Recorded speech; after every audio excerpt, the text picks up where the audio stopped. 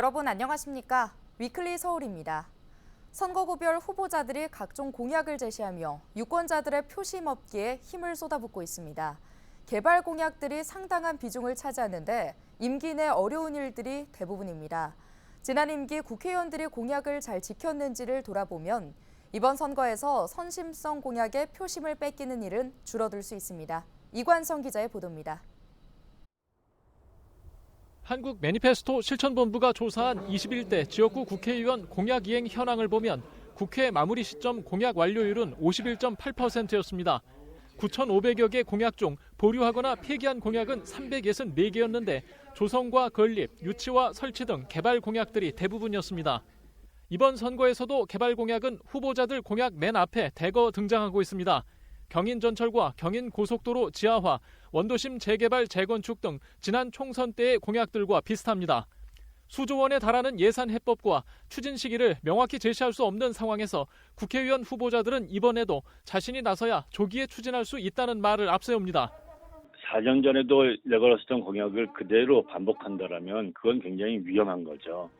4년 동안 한 일이 없다는 것이고 또는 실현 가능성이 없다는 그런 말이기 때문이죠. 매니페스토 실천본부는 21대 지역구 국회의원 공약들 중 입법이 필요한 공약인데도 입법 활동 내역이 없었던 공약이 20.7%였고 재정 공약임에도 재정 내역이 없는 공약이 28.3%였다고 지적했습니다. 선거 때 지역 개발이 가능할 것처럼 공약들을 내세운 뒤 당선 뒤에는 공약 실천을 위한 입법과 재정 관련 활동에 소극적인 경우가 많았다는 얘기입니다. 선물 보따리를 풀어놓는 산타클로스는 필요 없고요. 국가대표로서 입법부로서 어떤 공약을 할 것인지, 다시 말해서 우리 사회에 대한 그 문제 해결에 대한 답을 입법과 정책으로 제시하는 것이 중요한데요. 매니페스토 실천본부는 공직선거법 개정을 통해서라도 후보자가 입법 계획과 소요 예산이 들어간 의정활동 계획서를 만들도록 제도화하자는 입장입니다. 공약의 완성도와 이행 의무를 높여 공약 이행이 여야 정치 갈등의 뒤로 밀려나는 일들을 막아야 한다는 시각입니다. 헬로티비 뉴스 이관서입니다. 양천구 선거방송 토론위원회가 주관하는 22대 총선 양천을 후보자 토론회가 열렸습니다. 후보별 주요 공약 점검과 함께 지역 현안 해결을 위한 해법을 놓고 날선 공방이 이어졌습니다. 김우 기자의 보도입니다. 양천을 후보자 토론회에 나온 더불어민주당 이용선 후보와 국민의힘 오경훈 후보는 먼저 경제성 이유로 지연되고 있는 경전철 사업을 놓고 신경전을 벌였습니다. 국회에 계류 중인 예타 면제 관련 이 사업 총 비용만 90조 원에 달합니다. 이런 어떤 상황에서 우리 이 목동선 경전철 예타 면제 어떻게 가능할까요?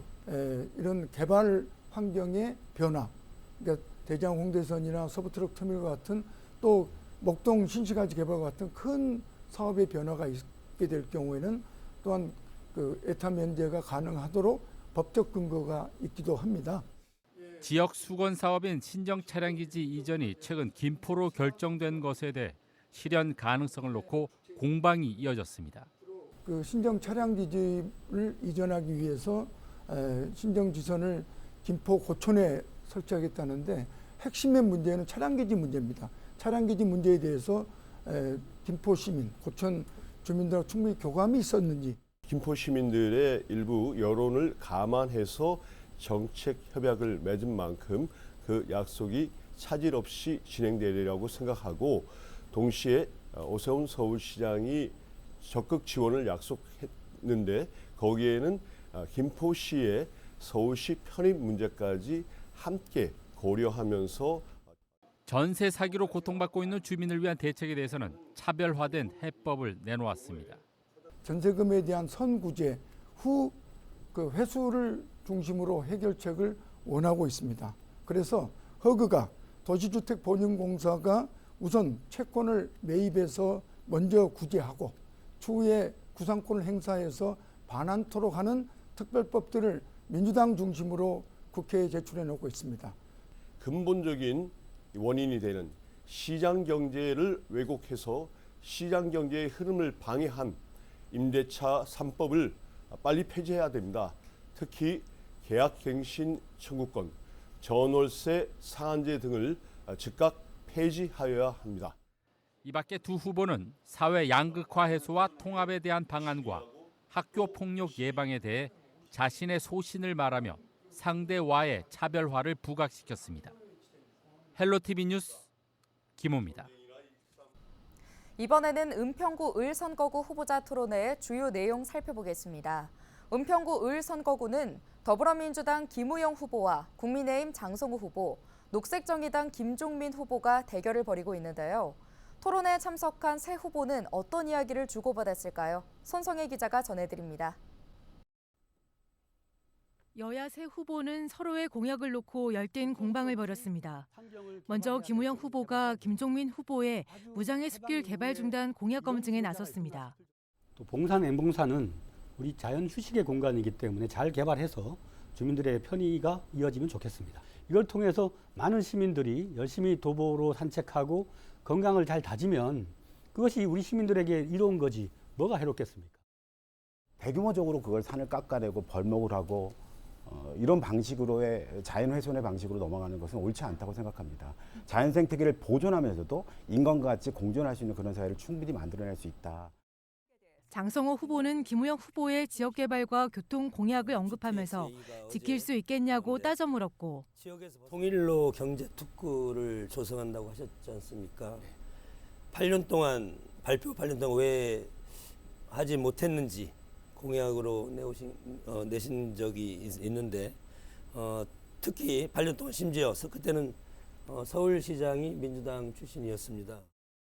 김우영 후보는 윤석열 대통령이 신분당선 서북부 연장선 공약을 일방적으로 철회했다며 여당은 이에 대해 사과부터 하라고 응수했습니다.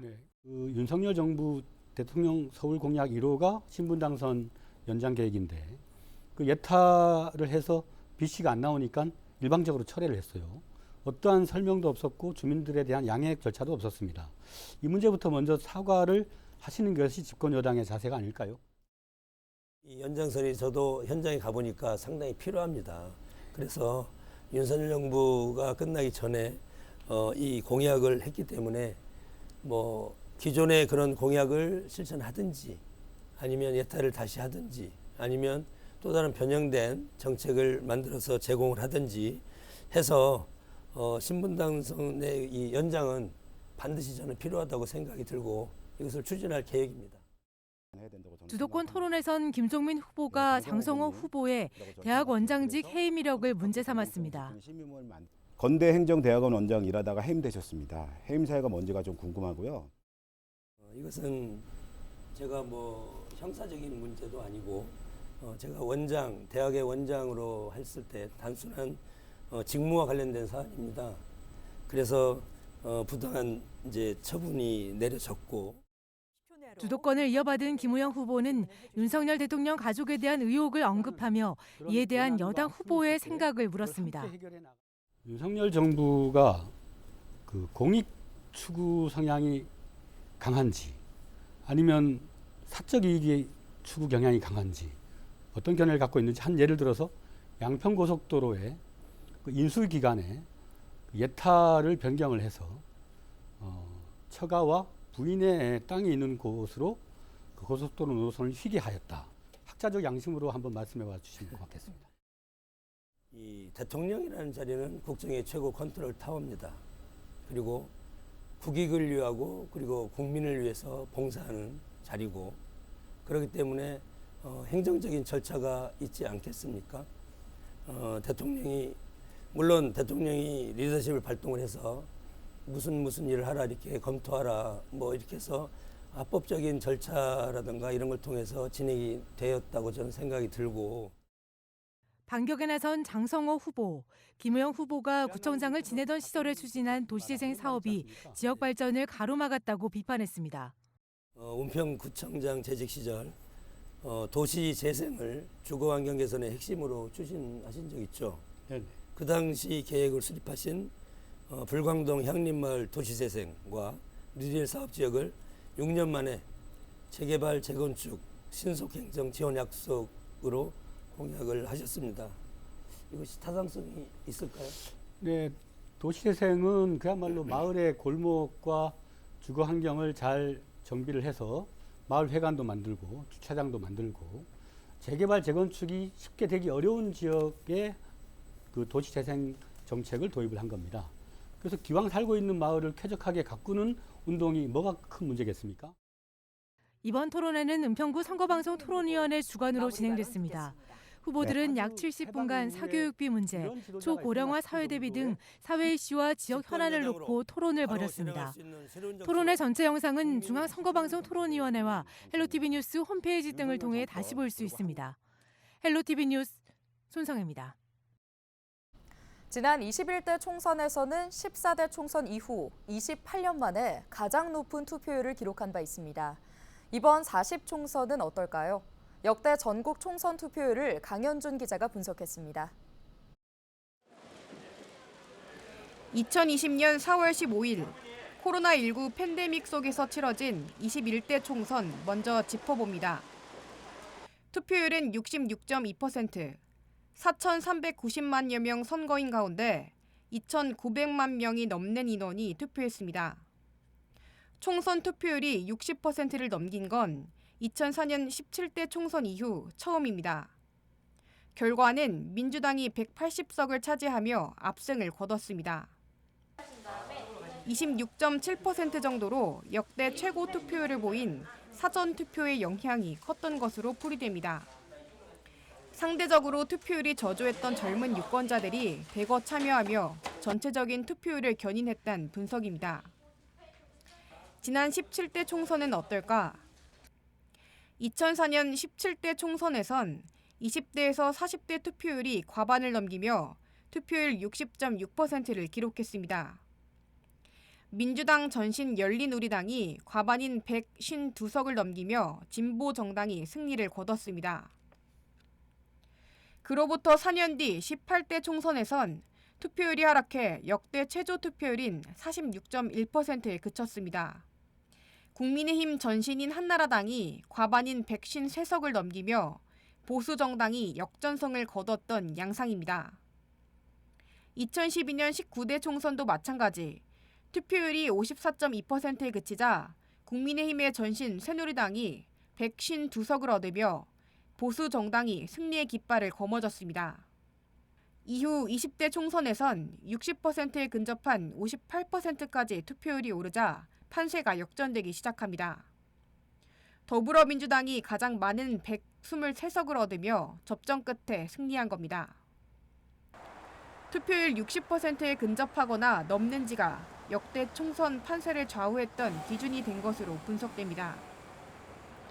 이번 22대 총선에서도 투표율 60%의 공식이 적용될지 지켜볼 상황.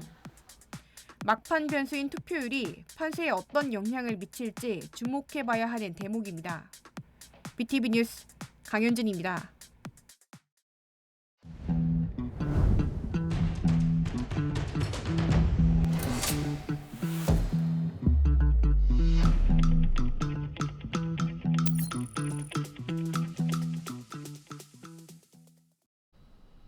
앞으로 어린이 보호구역에 방치된 전동 킥보드는 즉시 견인됩니다. 서울시는 오는 6월부터 이런 내용의 전동 킥보드 대책을 시행하기로 했다고 밝혔는데요. 시는 전동 킥보드가 어린이와 노인, 장애인 보호구역 등 이른바 교통약자 보호구역에 방치돼 있을 경우 즉시 견인할 예정입니다. 또 대규모 인파가 모이는 행사가 예정된 경우에는 교통안전대책에 공유 전동 킥보드 관리 방안을 포함하기로 했습니다. 양천구 신월 5동 일대가 서울시 신속통합기획 민간 재개발 후보지로 선정됐습니다. 서울시는 28일 재개발 후보지 선정위원회를 열고 양천구 신월 5동 72일대와 관악구 신림동 419일대 등 총 6곳을 신통기획 대상지로 선정했다고 밝혔는데요. 서울시는 양천구 신월 5동 72일대의 경우 반지하 주택이 많고 인근 공공재개발 사업이나 아파트 단지 등과 함께 기반시설 연계가 가능할 것으로 검토해 후보지로 선정했다고 설명했습니다.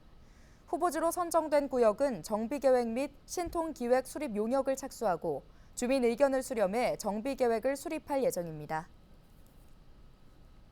은평구 소상공인 창업 아카데미가 오는 25일부터 이틀간 진행됩니다.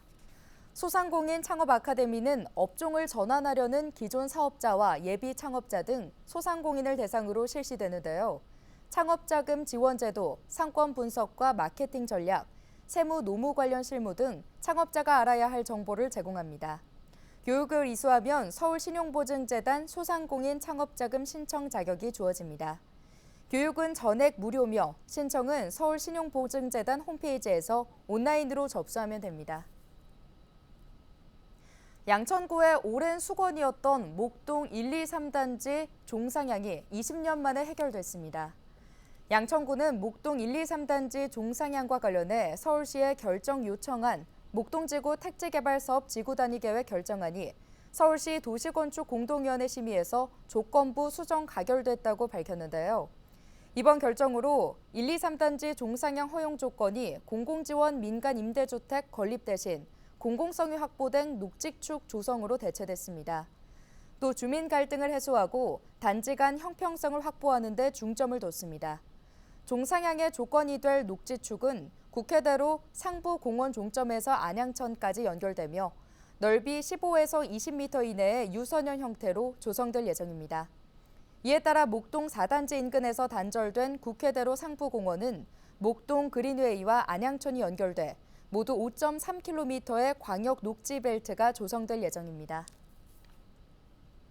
명태와 고등어 등 우리 수산물을 반값으로 구매할 수 있는 행사가 오는 21일까지 열립니다. 해양수산부는 수산업과 어촌의 소중함을 알리고 수산인의 긍지와 자부심을 고취하기 위해 제정된 오는 17일 수산인의 날을 기념해 이런 행사를 연다고 밝혔는데요. 행사는 오는 21일까지 마트 18곳과 온라인몰 26곳에서 진행됩니다. 행사 기간 소비자들은 정부 지원과 참여업체의 지원을 합쳐 최대 50% 할인된 가격으로 수산물을 구매할 수 있습니다. 할인 품목은 명태와 고등어, 오징어, 조기, 마른 멸치, 김 등으로 수입품이나 조미김 등은 지원 대상에서 제외됩니다. 양천구가 저소득 가구의 오래된 조명을 LED 조명으로 무상 교체합니다. 양천구는 5천만 원의 사업비를 들여 150가구에 LED 조명 400개를 무상으로 지원한다고 밝혔는데요. 지원 대상은 생계와 의료주거와 교육급여 수급권자와 차상위 계층이며 가구당 최대 4개까지 지원됩니다. 오늘 준비한 소식은 여기까지입니다. 함께해 주신 여러분 고맙습니다.